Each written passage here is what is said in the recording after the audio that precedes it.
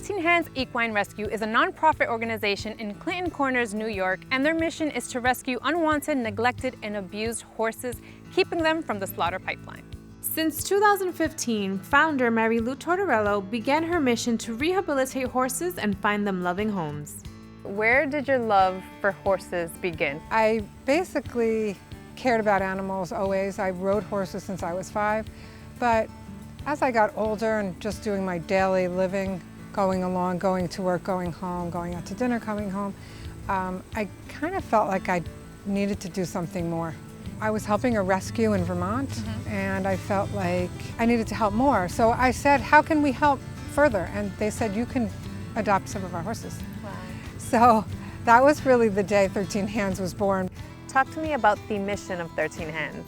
The mission is to rescue abused, neglected, slaughter-bound equines, horses, donkeys, mules. So bringing them to the farm, let them be a horse for a while, rehabbing them. Some horses can be riding horses, some can be trail horses, some can be therapy horses, which is a big part of where we're headed. What are some of the most gruesome cases you've seen come into 13 Hands? We had a horse named Spirit who was in a kill pen.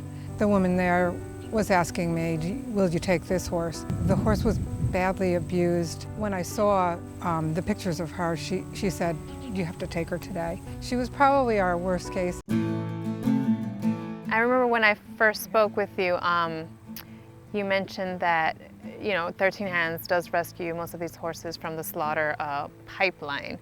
What does that necessarily mean? Horses do go for slaughter. It's not legal.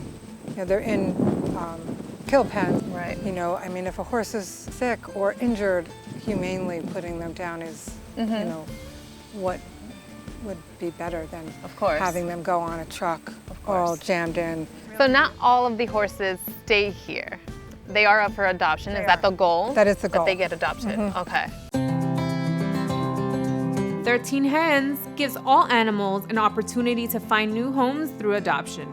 Hey, Tia. This is the best life ever. I can't. How do you adopt a horse? Is there a guideline? Is there an application process? Yes. We have a adoption application they need to fill out with a fee, a small fee for processing. They put their references on, so then we check the references.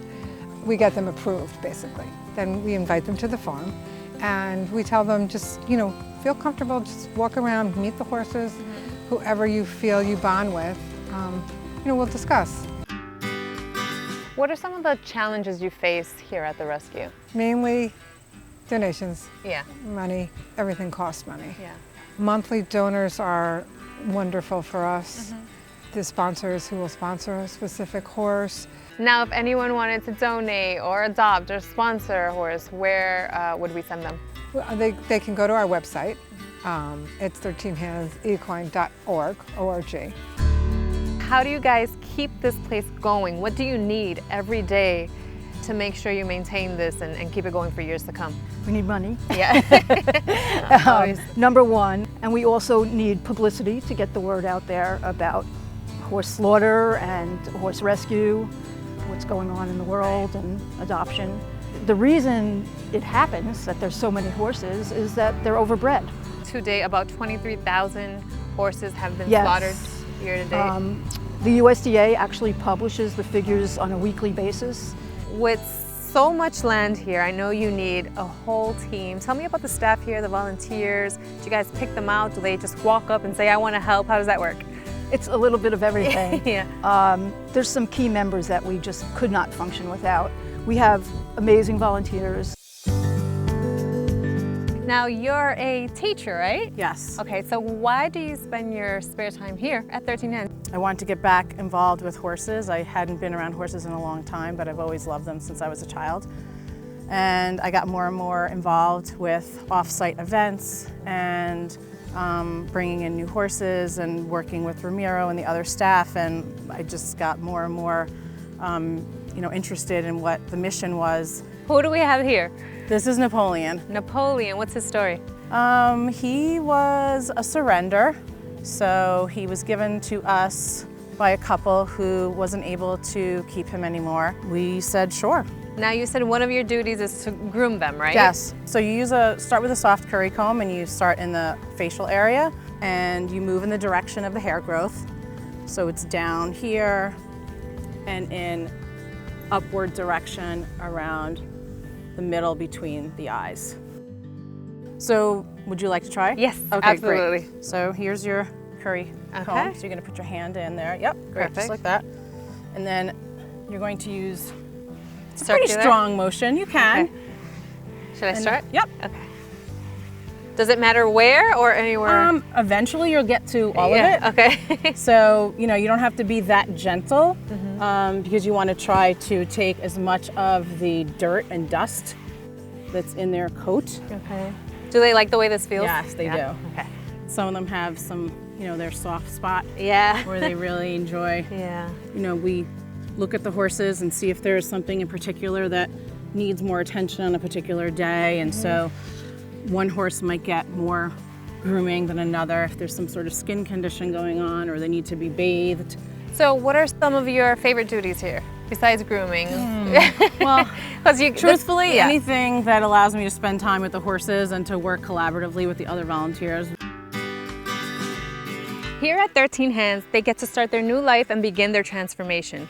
The rescue is committed to helping humans and horses alike through the human-horse relationship. So you developed and implemented the Equine Assistance Therapy program here. I want to know why you decided to do that. Well, actually 2 reasons. Number one, I had a graduate student in my trauma, grief, and recovery class who was interested in equine therapy. And you almost got a second reason right there. Right. And I come from a family of veterans where we go back to the Civil War, and then my brothers were in Vietnam, and one of them died of Agent Orange exposure. So really, really important to me to help veterans. Now I know veterans are a big part of the program. Are there any other people involved? Veterans, their family members, because they're often secondary consequences of having a veteran with PTSD in the family. Okay. And so they're impacted, the children. Got it. So the entire family. With the program, what are some of the tools that the veterans leave with from the therapy program? It provides a veteran an opportunity to bond with these animals in a way that they've never had before. It provides them a humongous sense of safety, of an ability to introspect, and that's entirely between the horse and the veteran. With the veterans, how are they actually matched to these horses? Do they pick them? Do the horses pick them? What's the mutual connection there? Both. Both. How so? Talk to me about that, because I'm very curious to Well, figure for that out. example, right now, Yeah. who picked who? He picked me. Okay. He definitely picked me, yeah. So the horses come with a blank slate. Okay. So they choose, who they want to be with, for example, you right now. Wow. And how's that feel? It feels amazing. These horses are rescues, unwanted at some point, neglected, abused. So how is the healing done between human and horse? It's like a rescued horse who's in the slaughter pen, or going to slaughter. And you also are helping veterans, in a sense, rescuing. So we like to look at it as rescue horses, rescuing people. Tell me about what you see in the future for this program. There are 2 major initiatives that we're really excited about. The first one is starting a 2-week live-in program where veterans would stay here. They would be exposed not only equine therapy, group therapy, other programs on the farm that will allow them to really integrate life skills that will help them transition nicely back to the community. The second program kind of has to do with where we're standing right now, and that is we want an indoor facility so we can offer training, EGALA training, to the international community. There is a home for every horse That's amazing. and dog. Yeah, and clearly, we've seen firsthand the horse's way of reacting to our emotions and body language is always immediate, honest, and non-judgmental. They are not raised as food animals, but are raised as companions who are taught to trust humans, and we should never break that trust.